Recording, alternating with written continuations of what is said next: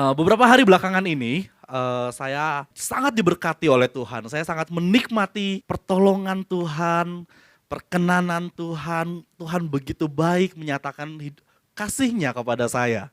Jadi beberapa hari ini saya harus melewati satu musim kehidupan yang mungkin gak baik gitu. Mungkin musim kehidupan yang tidak menyenangkan.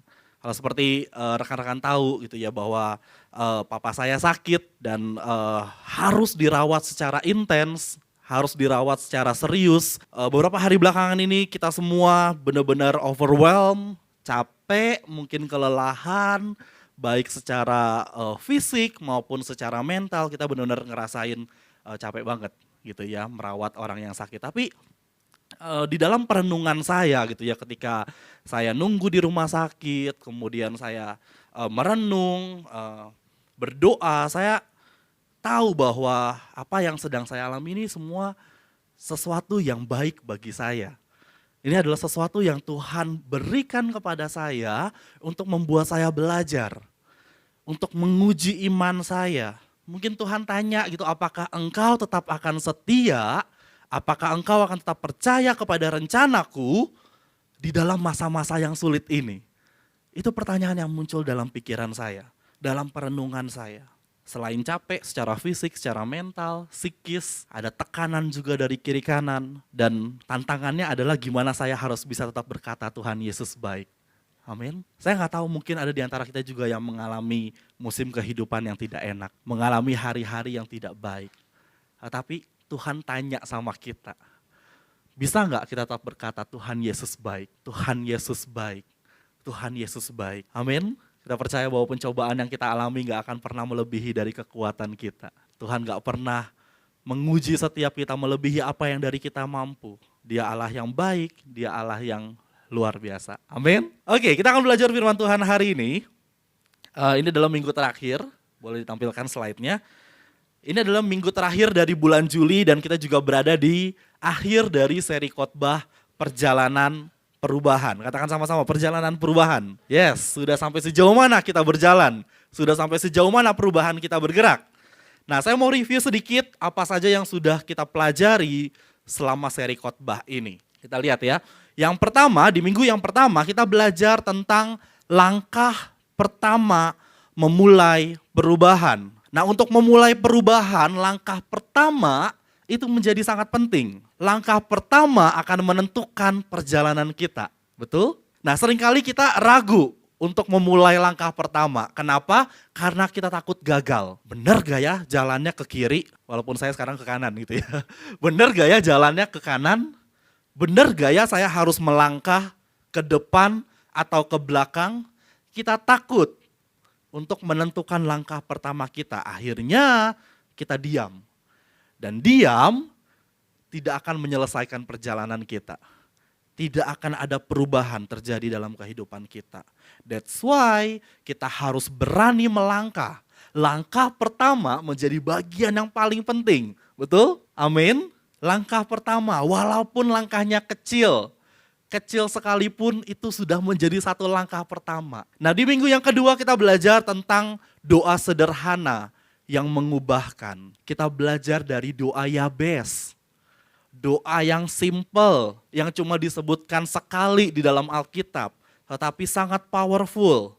Doa yang disampaikan dengan sederhana tapi sangat penuh iman dan keyakinan sehingga akan menghasilkan perubahan hidup yang besar. Amin. Amin. Percaya akan hal itu, bahwa doa sederhana kita mungkin seringkali kita berada di suatu pergumulan yang berat sampai kita nggak bisa berkata-kata lagi dan doa kita kedengarannya kacau, tapi itu satu doa sederhana yang membawa perubahan. Amin. Saya ingat satu kisah dalam Alkitab ketika Hana berdoa kepada Tuhan untuk punya anak, doanya udah seperti meracau, dikatakan di Alkitab, dituliskan. Doanya seperti orang mabuk, karena dia udah gak tahu mau berkata-kata seperti apa lagi. Tapi dari doa tersebut Tuhan jawab permohonannya. Doa sederhana yang mengubahkan. Nah, di minggu yang ketiga kita belajar tentang pikiran yang mengubahkan. Perubahan bisa kita lakukan jika kita memulainya dari pikiran kita, dari mindset kita. Pikiran-pikiran yang baik, Pikiran-pikiran yang benar akan membawa kita kepada perubahan yang juga akan baik dan juga akan benar. Gimana kalau pikirannya tidak baik? Gimana kalau pikirannya jahat? Tentu perubahannya juga ke arah yang tidak baik. Jadi dimulai dari mindset dulu. Dimulai dari pikiran kita dulu. Nah, di minggu yang keempat kita belajar tentang perkataan yang mengubahkan. Dari pikiran dilanjutkan kepada perkataan. Perkataan seperti apa yang membawa perubahan? Apakah perkataan-perkataan yang membangun? Apakah perkataan-perkataan yang menguatkan? Yang penuh iman? Yang positif? Atau perkataan-perkataan yang gak membangun? Atau perkataan-perkataan yang gak menguatkan? Perkataan menentukan setiap kita berjalan menuju ke perubahan yang lebih baik. Amin. Dan minggu ini kita akan belajar tentang kebiasaan yang membawa perubahan. Sekali lagi boleh katakan sama-sama, kebiasaan yang membawa, yes. Nah, secara sederhana kita bisa menyimpulkannya seperti ini. Dari pikiran-pikiran kita menghasilkan perkataan-perkataan. Dari perkataan-perkataan kita menghasilkan action atau tindakan-tindakan kita. Dan dari ketiganya, ketika dilakukan secara bersamaan, berulang, menjadi suatu kebiasaan atau menjadi satu disiplin. Betul? Oke, bisa dipahami dari bagan yang kita lihat ini. Pikiran-pikiran yang baik, perkataan-perkataan yang baik, tindakan-tindakan yang baik dan benar dilakukan secara berulang menjadi suatu disiplin, menjadi satu kebiasaan yang baik. Selesai firman Tuhan hari ini.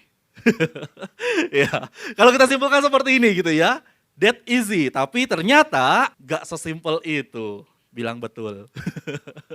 Gak sesimpel itu. Ketika kita mengerjakan ketiga hal ini secara berulang, secara teratur, kemudian konsisten, penuh komitmen, tentu akan menghasilkan suatu kedisiplinan yang baik. Kedisiplinan yang akan membawa kita kepada perubahan yang signifikan. Nah, masalahnya yang sering kali terjadi adalah kita kesulitan untuk konsisten. Kita kesulitan untuk disiplin. Betul? Atau betul? Kita sulit untuk komitmen. Bahkan mungkin kita lebih sering mengeluh dengan apa yang terjadi. Apa yang kita alami. Duh, gimana nih? Gak kurus-kurus. Ini keluhan saya kayaknya gitu ya. Udah berusaha tapi kok gak kurus-kurus. Atau gimana nih, udah belajar mati-matian buat ujian. Tapi kok gak bisa-bisa. Padahal dia lagi belajar sistem kebut semalam gitu ya. Baru semalam sebelum ujian baru belajar, tapi berharap semuanya masuk, terserap gitu ya. Atau gimana caranya bisa naikin omset dalam bisnis kita.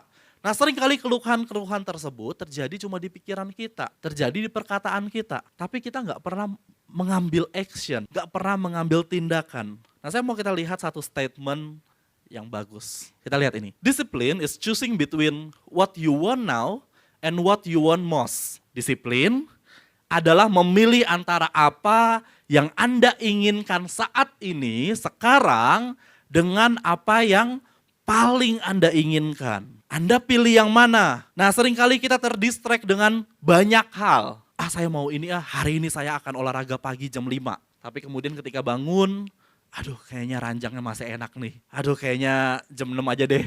Gitu ya. Snooze alarm gitu ya.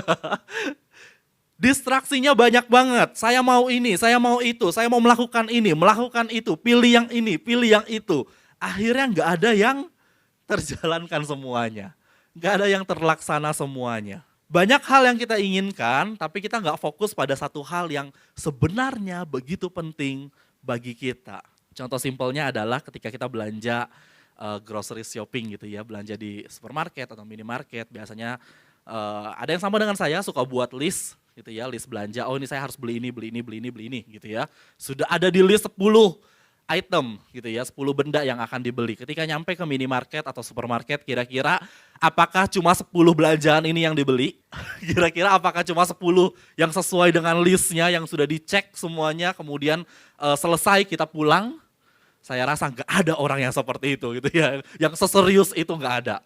melipir dululah ke bagian skincare gitu ya. Padahal skincare di rumah masih banyak belum dipakai gitu. Atau melipir dululah ke bagian makanan-makanan kecil, snack gitu ya. Oh ini kayaknya snack yang baru nih harus dibeli nih gitu kan. Akhirnya kita pulang dengan belanjaan yang begitu banyak, 2 kantong besar di tangan kita, betul? Betul? Sama gitu ya, tenang aja kita sama. Seringkali kita melakukan hal tersebut. Ada distraksi-distraksi yang banyak yang membuat kita nggak bisa fokus pada tujuan kita. Yang punya resolusi awal tahun. Jadi kalau disinggung sekarang ini agak-agak gimana, langsung lihat kiri kanan gitu ya. Karena sudah masuk di pertengahan tahun. Yuk, resolusinya sudah sampai mana? Yang di awal mau healthy lifestyle, yang mau punya kehidupan yang sehat, sudah sejauh mana sampai akhir bulan Juli ini? Apa ya? Gitu ya, pura-pura lupa gitu ya. Apa ya? Saya punya resolusi ya. Gitu. Itu seringkali kita lupakan gitu ya, distraksi, terganggu, akhirnya kita nggak melakukannya lagi. Mungkin kita memulai dengan satu langkah yang tepat gitu ya. Oh bener nih, harus olahraga nih, mulai awal tahun gitu ya. Atau harus makan makanan yang sehat nih awal tahun. Tapi seiring berjalannya waktu kita nggak bisa konsisten. Amin. Jangan diaminin ya. Oke, nah ada yang pernah mendengar satu filosofi ini, gitu ya, filosofi tentang 1%, ada yang pernah mendengar atau membacanya. Ini biasa disebut 1% lebih baik setiap hari. Nah filosofi ini mengajarkan bagaimana membuat perubahan hidup yang signifikan tidak harus dimulai dengan suatu action atau suatu tindakan yang besar. Untuk mendapatkan perubahan yang sangat signifikan dalam hidup, nggak perlu memulai dengan satu action yang besar. Cukup 1% saja, setiap harinya perubahan besar sudah ada di depan mata kita. Nah kalau kita lihat grafik ini, ya kita lihat kita bisa melakukan satu perbuatan baik, satu improvement, satu perbaikan setiap harinya. Di dalam setahun dikatakan kita akan menjadi lebih baik 37 kali. Kita lihat seperti garis yang naik ke atas. 1% saja setiap hari, 1%, 1%. Selama setahun kita 37 kali lebih baik dari waktu kita memulainya. Nah secara sebaliknya, ketika kita melakukan 1% saja tindakan yang buruk atau yang gak baik, setiap harinya kita melakukan yang gak baik, garisnya akan turun secara signifikan, hampir menuju ke 0, hampir mendekati 0. Nah kebiasaan-kebiasaan baik yang mungkin kita lakukan dalam skala kecil, yang cuma 1% setiap harinya, mungkin kita di awal gak berasa perubahannya. Oh iya nih gak berasa, olahraga hari pertama gitu ya, nimbang langsung, gak turun gitu ya. Jangan langsung stop gitu ya, oh iya oke. Olahraga hari kedua, olahraga hari ketiga. Kalau kita hitung satu-satu mungkin kecil, skalanya kecil, 1% doang. Tapi kalau kita lakukan secara konsisten, terus menerus, komitmen, kita akan melihat ada perubahan hidup yang begitu signifikan seiring berjalannya waktu. Amin. Nah mari kita mau lihat satu tokoh di dalam Alkitab yang begitu luar biasa. Dia seorang penulis dari perjanjian baru yang cukup banyak suratnya yang masuk dalam perjanjian baru. Dan kita lihat sama-sama ternyata seorang Paulus, seorang hamba Tuhan yang besar juga punya struggling yang sama dengan setiap kita. Nah kita lihat dari Roma 7, saya harapkan setelah ini mungkin Anda bisa menyimak kembali Roma 7 secara keseluruhan. Tetapi kita akan baca ayat per ayat yang saya highlight atau saya mau tekankan di firman Tuhan hari ini. Nah saya ambil terjemahan dari bahasa Indonesia sehari-hari, kita lihat mulai dari Roma 7 ayat yang ke-15. Boleh kita baca sama-sama ayat yang ke-15, 2, 3. Sebab saya sendiri tidak mengerti perbuatan saya. Hal-hal yang saya ingin lakukan itu tidak saya lakukan. Tetapi hal-hal yang saya benci itu malah yang saya lakukan. Seorang Paulus, pelayan Tuhan yang begitu luar biasa, dia punya struggling yang sama. Dia katakan, saya nggak tahu apa yang saya perbuat. Kadang-kadang saya melakukan sesuatu yang tidak ingin saya lakukan. Atau saya ingin melakukannya tapi tidak saya lakukan juga. Hal yang saya benci, hal yang tidak baik malah saya lakukan. Nah kemudian di ayat yang ke-18 sampai yang ke-20 dikatakan, saya tahu bahwa tidak ada sesuatu pun yang baik di dalam diri saya, yaitu di dalam tabiat saya sebagai manusia. Sebab ada keinginan pada saat untuk berbuat baik tetapi saya tidak sanggup menjalankannya. Saya tidak melakukan yang saya ingin lakukan, sebaliknya saya melakukan hal-hal yang jahat yang saya tidak mau lakukan. Kalau saya melakukan hal-hal yang saya tidak mau lakukan, itu berarti bukanlah saya yang melakukan hal-hal itu, melainkan dosa yang menguasai diri saya. Paulus sadar kadang-kadang keinginan dagingnya sebagai manusia, tabiatnya sebagai manusia membuat dia melakukan sesuatu yang tidak baik, sesuatu yang tidak benar. Lanjut ya, kita lihat di ayat yang ke-24 sampai yang ke-25. Dikatakan seperti ini. Nah, beginilah keadaan saya. Saya mentaati hukum Allah dengan akal budi saya, tetapi dengan tabiat manusia saya takluk pada dosa. Alangkah celakanya saya ini. Siapakah yang mau menyelamatkan saya dari badan ini yang membawa saya kepada kematian? Syukur kepada Allah, Ia mau menyelamatkan saya melalui Yesus Kristus. Dari firman Tuhan yang kita baca ini, kita bisa lihat bahwa Paulus menghadapi suatu masalah yang sama. Ada inkonsistensi atau ketidakkonsistenan. Dan dikatakan bahwa ketidakkonsistenan itu adalah natur manusia. Seperti natur dosa dalam diri manusia. Ketidakkonsistenan seringkali menarik kita dari kehendak Allah. Tuhan sudah kasih satu jalan yang harus kita tempuh, tetapi karena kita tidak konsisten, karena dosa, karena hal-hal distraksi yang mengganggu kita nggak bisa jalan lurus sesuai dengan apa yang menjadi kehendak Tuhan. Bahaya nggak? Yes, bahaya. Paulus katakan apa? Celakalah saya ini. Kalau seperti ini celakalah saya. Ketidakdisiplinan, ketidakkonsistenan itu bukan kehendak Tuhan. Dan Paulus mengatakan, siapakah yang mau menyelamatkan saya dari badan ini? Yang membawa saya kepada kematian. Dia katakan syukur kepada Allah. Karena cuma Allah yang mau menyelamatkan saya melalui Yesus Kristus. Amin.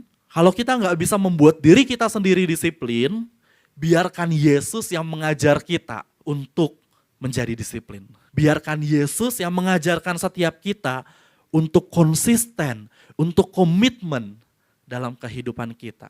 Selama kurang lebih 3,5 tahun ketika Yesus melayani bersama para murid, di waktu itu juga Yesus mengajarkan kedisiplinan kepada para murid. Yesus kasih teladan. Dia bukan sekedar guru yang duduk saja mengajar, tapi dia turun ke bawah, dia melayani, dia mengajarkan para murid untuk menjadi pelayan Injil. Mereka yang sebelumnya adalah penjala ikan, Tuhan ajarkan menjadi penjala manusia. Mereka yang sebelumnya bekerja sebagai pemungut cukai, Tuhan ajarkan untuk menjadi orang yang murah hati. Mereka yang hidupnya penuh keraguan, Tuhan ajarkan untuk menjadi orang yang percaya. Bahkan mau mati untuk Kristus. Mereka yang menganiaya, tadi yang menganiaya orang-orang percaya, justru mereka menjadi orang-orang di barisan depan. Yang mati bagi Kristus, mati bagi Injil. Yesus kasih teladan akan hal itu. Yesus ajarkan hal itu. Belajar, perjalanan perubahan hidup itu harus dimulai dengan belajar. Tidak bisa satu kali saja kemudian kita berhasil. Itu luar biasa kalau bisa terjadi. Tapi belajar begitu penting. Belajar untuk menguasai pikiran kita, belajar untuk menguasai perkataan kita, belajar untuk menguasai setiap tindakan kita, actions kita, bahkan belajar untuk berani mengambil langkah pertama, belajar untuk berani berdoa dengan iman, semua itu perlu belajar. 1 Korintus 9 ayat yang ke-24 sampai 25, Paulus menuliskan ini. Tidak tahukah kamu bahwa dalam gelanggang pertandingan semua peserta turut berlari, tetapi bahwa hanya satu orang saja yang mendapat hadiah. Karena itu larilah begitu rupa sehingga kamu memperolehnya. Tiap-tiap orang yang turut mengambil bagian dalam pertandingan menguasai dirinya dalam segala hal. Mereka berbuat demikian untuk memperoleh suatu mahkota yang fana, tetapi kita untuk memperoleh suatu mahkota yang abadi. Kita perlu belajar, kita perlu berlatih untuk memenangkan apa yang paling penting dalam kehidupan kita. Bukan sekedar apa yang kita ingini saat ini. Saya mau ini, saya mau itu, distraksi sana sini. Bukan sekedar keinginan-keinginan yang random atau keinginan sementara, tetapi keinginan yang membawa kita pada perubahan hidup yang lebih baik. Amin. Perubahan apa yang Anda inginkan saat ini terjadi dalam kehidupan Anda? Mungkin ada yang ingin hidup sehat seperti saya. Atau mungkin ada yang mau punya finansial yang baik, hubungan dengan pasangan atau dengan keluarga yang baik. Ayo kita belajar, berlatih, dengan disiplin. Nah, ketika saya mempersiapkan khotbah ini, saya merenung, saya refleksikan dalam kehidupan saya merefleksikan pada diri saya dulu, apa yang Tuhan mau sampaikan, apa yang Tuhan mau sampaikan kepada saya, hal apa yang harus saya pelajari dalam hidup saya. Nah, dalam perenungan ini Tuhan mau mengajarkan saya jauh kepada dasar atau fondasi dari perubahan hidup yang baik. Nah, apa fondasinya? Bagaimana perubahan hidup yang benar bisa terjadi? Tuhan mau saya belajar untuk mengasihi dan mengampuni. Tuhan mau kita belajar mengasihi dan mengampuni. Saya tanya Tuhan, apa maksudnya? Gitu. Kenapa? Apa hubungannya dengan perubahan hidup? Nah, bayangkan kita sedang berjalan dalam perjalanan kehidupan kita. Ketika kita berjalan, ternyata ada beban di hidup kita. Masih ada marah, masih ada dendam, masih ada sakit hati. Saya benci sama orang itu. Saya nggak mau lagi ngomong sama orang itu. Saya nggak suka sama dia. Dalam perjalanan hidup kita akan bawa beban itu. Kita akan bawa masalah itu bersama dengan kita.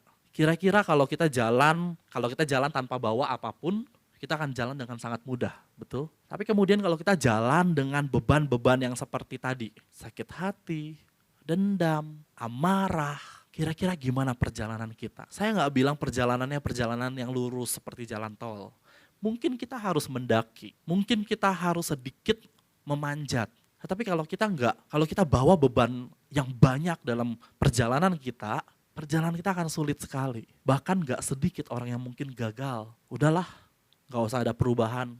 Udahlah, saya akan diam aja. Karena bebannya terlalu berat. Beban yang kita bawa di pundak kita itu akan membuat kita lelah dalam perjalanan kita.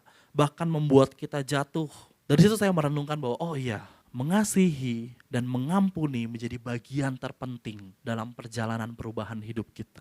Mengasihi dan mengampuni harus menjadi kebiasaan kita.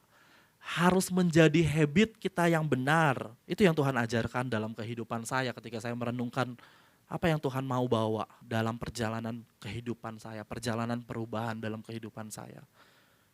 Yang terpenting, belajar untuk mengasihi, belajar untuk mengampuni, belajar untuk melepaskan pengampunan. Itu perintah Tuhan. Kalau kita berani untuk mengasihi, berani untuk melepaskan, berani untuk mengampuni, bebannya itu gak kita bawa lagi dalam perjalanan perubahan kita. Mau naik, mau manjat, mau perjalanan yang terjal, kita pasti akan mampu untuk menjalaninya. Karena udah gak ada bebannya lagi yang berat. Nah, ketika Yesus berada di atas kayu salib, perkataan apa yang dia ucapkan? Apakah dia marah-marah? Apakah dia katakan bahwa saya ingat muka-muka orang yang sudah menganiaya saya. Saya ingat muka orang-orang yang sudah cambuk saya, sudah pakukan saya pada salib, sudah memaki saya. Apakah itu perkataan Tuhan Yesus ketika dia di atas kayu salib? No, Tuhan katakan, ya Bapa, ampunilah mereka. Di situ Tuhan Yesus lagi mengajarkan kepada para murid, kepada setiap kita bahwa mengasihi dan mengampuni adalah bagian terpenting dalam perjalanan perubahan hidup kita. Di dalam kesakitan, penderitaan, dia dikhianati, Tuhan Yesus tetap stick kepada tujuannya. Mengasihi, mengampuni. Tujuannya yang besar, bukan untuk perubahan dia, tapi untuk perubahan hidup kita. Kita yang tadinya gak diselamatkan, kita yang tadinya penuh dosa, kita yang tadinya liar, gak terkontrol, maut endingnya. Tetapi Tuhan Yesus stick pada tujuan untuk membawa perubahan hidup kita.